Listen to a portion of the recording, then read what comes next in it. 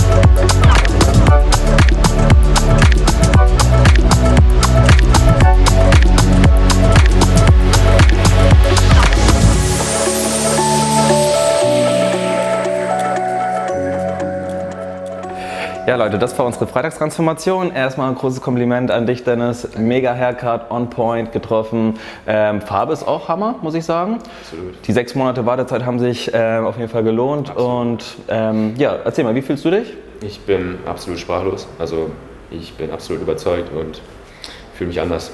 Wesentlich besser als vorher. Das wollte ich gerade fragen. Okay, fühlt sich besser. Nicht schlechter. Okay, sehr schön. Ja Leute, ich hoffe, euch hat es auch gefallen. Wenn ja, dann schaut nicht nur unsere Videos, sondern lasst auf jeden Fall mal ein Abo da. Und ich würde sagen, einen Daumen auch.